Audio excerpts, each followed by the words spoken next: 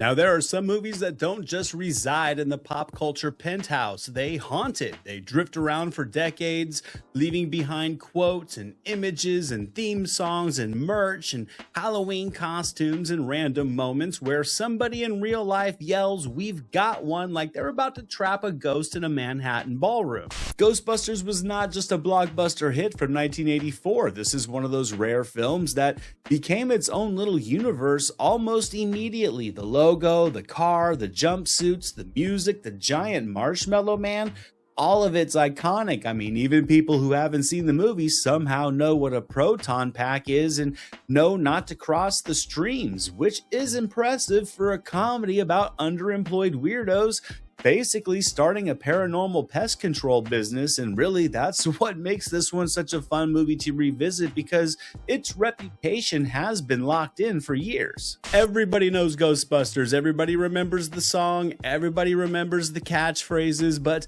once you scrape away the giant pile of amazing nostalgia, does the movie itself still land? Is it still sharp, funny, and weird and great on its own terms? Or are we all just too emotionally attached to slime and sirens and Bill Murray looking mildly annoyed in the face of supernatural doom? Well, let's fire up the proton packs and find out. Are you ready?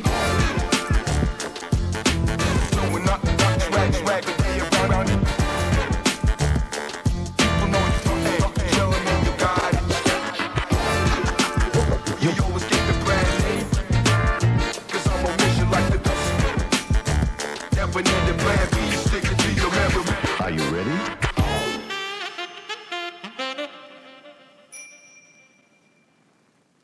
What's up out there, everybody? Welcome back to the channel. This is Sunset Video, where the shelves are always stocked, the recommendations are always on point, and the neon open sign never turns off. I'm Anthony DeJoya, and this is Classics Never Say Die, the series where we go back to the most beloved movies from the 80s and 90s to see whether they still earn that all-time status or not. And today we're diving into 1984's Ghostbusters, directed by Ivan Reitman and starring Bill Murray and Dan Aykroyd and Harold Ramis, Ernie Hudson, Sigourney Weaver, and Rick Moranis. Now, to me, this is one of those movies that barely feels like a movie really anymore, because it's been absorbed into the culture at such a ridiculous level. The No Ghost logo, the Ecto-1, the library ghost, Slimer, Zool, the Stay Puft Marshmallow Man stomping through New York like a dessert gone biblical.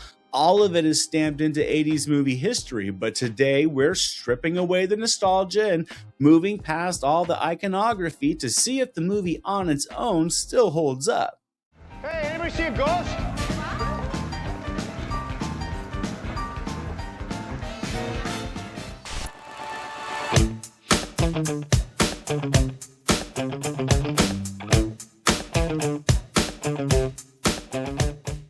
Now, at its core, Ghostbusters has one of the great movie premises of the decade because it's both ridiculous and weirdly practical at the same time. Three parapsychology professors get kicked out of academia, they decide to turn their friends' research into a business, and suddenly go from being laughed out of Columbia to running New York City's strangest startup. Are you troubled by strange noises in the middle of the night? Do you experience feelings of dread in your basement or attic? And that setup alone is beautiful. It's basically a supernatural blue-collar comedy hiding inside of a blockbuster, and from there the movie drops us into a version of New York that feels normal enough to be believable, but just strange enough that you buy ghosts showing up in libraries and apartments and hotels and eventually the skyline itself.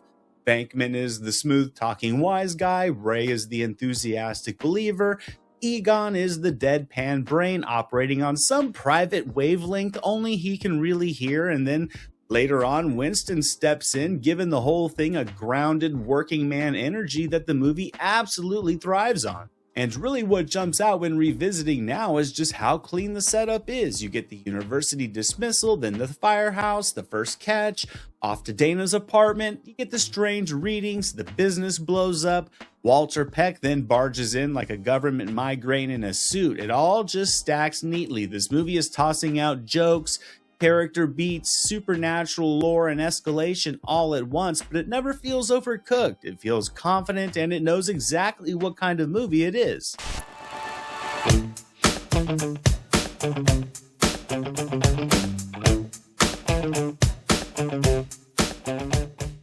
Now, a huge reason I think Ghostbusters connected with audiences the way it did is that it took this giant high concept premise and treated it with the attitude of a workplace comedy. This is not a story about noble chosen heroes preparing to save mankind. These guys are hustling. They're normal dudes trying to pay rent, buying terrible office space. They're running ads, figuring out their rates on the fly, and the fact that their job happens to involve evaporating the dead just makes it that much funnier.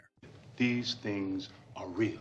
Since I joined these men, I have seen shit that'll turn you white. And then there is the cast, which is basically a cheat code. Bill Murray brings that loose, dry, slightly unimpressed energy that makes even the craziest situations feel funnier. Dan Aykroyd gives the movie some real enthusiasm and heart. Harold Ramis turns Egon into this wonderfully stiff human calculator, and Sigourney Weaver does something very important to this movie by taking Dana seriously instead of kind of playing her like just another cardboard plot device. And then we get Rick Moranis, who is just perfectly cast as Louis Tully, a man who feels like he was just born to host one awkward party before getting spiritually flattened by the universe.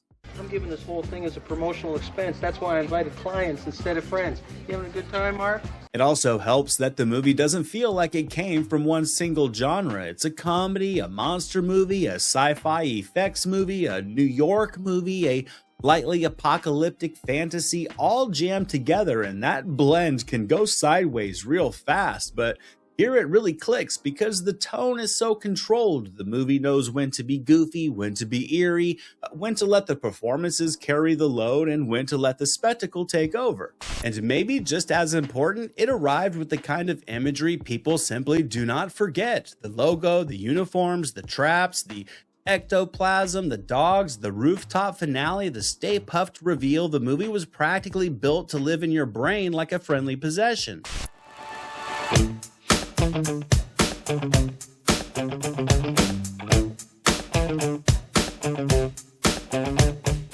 Now, what I think makes Ghostbusters hold up is that it never leans on the nostalgia alone. Once you revisit it, what stands out now is just how specific the comedy is. The humor isn't built around endless punchlines. It comes from the personality. Venkman being casually sleazy and weirdly charming. Ray sounding thrilled by things that should alarm any sane person. Egon explaining impossible science like he's reading off a lunch menu, with Winston showing up bringing the energy of a man who doesn't need to understand any of it as long as the check clears. And that chemistry creates an effortless viewing experience. The movie doesn't over-explain the friendships, but you absolutely buy into them. You believe these guys could build a nuclear ghost vacuum in a firehouse and then immediately start advertising on local television. It all sounds insane on paper, yet on screen it just feels as natural as a broken-in pair of jeans, and that's a real cinematic trick to pull off.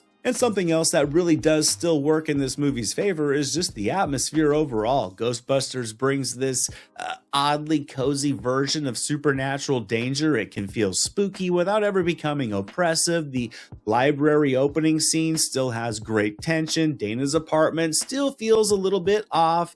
The possession scenes still feel surprisingly eerie, but the movie always keeps one foot planted in the comedy, so it never loses that playful current running underneath everything.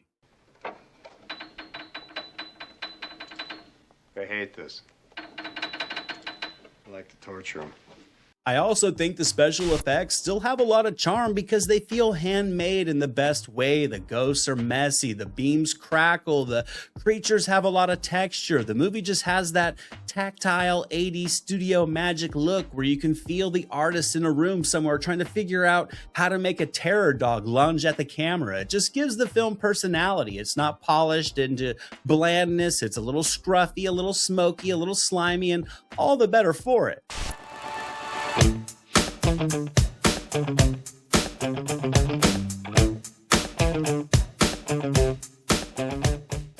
Now, the secret sauce with Ghostbusters, I think, is that it plays an absurd premise with a completely straight face, just long enough for the absurdity to become believable. That's really the sweet spot with this movie. It never winks so hard that it breaks itself. It understands that a bulk of the fun comes from taking the nonsense seriously.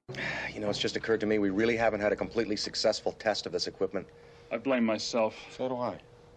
And beneath all the paranormal chaos, it's really a movie about entrepreneurial screw-ups finding purpose. These guys aren't action heroes. They're not polished geniuses with a master plan. They're smart oddballs who get kicked to the curb, build their own lane, and accidentally end up saving New York. And I definitely think that gives the movie a sneaky underdog energy that makes it more satisfying than it really gets credit for. It also helps that the script is packed with small little details that keep paying off later on. The containment unit, Dana's building, Peck's interference, crossing the streams, the keymaster and gatekeeper setup, it all keeps feeding the larger machine. So while the movie does feel loose and funny, it's actually assembled with real care and calibration underneath the hood. And then you have the finale, which to me is really one of the great all bets are off movie endings of the entire decade. Once the city goes fully paranormal and the team heads up to the rooftop, the movie just smoothly shifts into that beautiful blockbuster movie gear where everything gets bigger, stranger, and more memorable by each passing minute. The terror dogs, Gozer, and then the giant Stay Puft payoff. Ghostbusters is funny, bizarre, cinematic, and somehow still weirdly triumphant, which is not something that's easy to pull off. Most movies would trip over their own shoelaces attempting this obstacle course of storytelling, yet Ghostbusters pulls it off with the grace of a Michael Jackson moonwalk.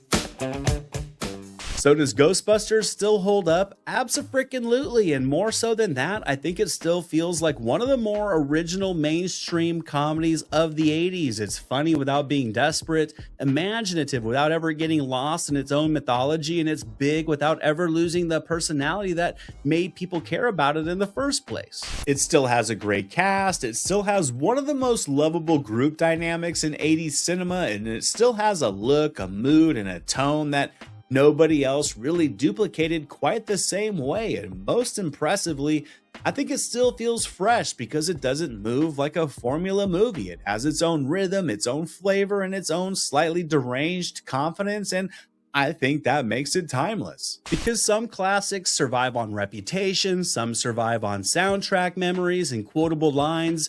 Ghostbusters has all of that, sure, but the real reason I think it lasts is because the movie itself is still an absolute blast. It's smart, strange, funny, rewatchable, and packed with enough character to keep it from ever feeling like just another 80s hit on a pedestal. And that wraps up this episode of Classics Never Say Die. Now, before you guys head out, if you want more retro movie goodness, be sure to check out my Friday Night Rental series for more deep dives on 80s favorites, and my VHS Vault series for all kinds of 90s movie deep dives.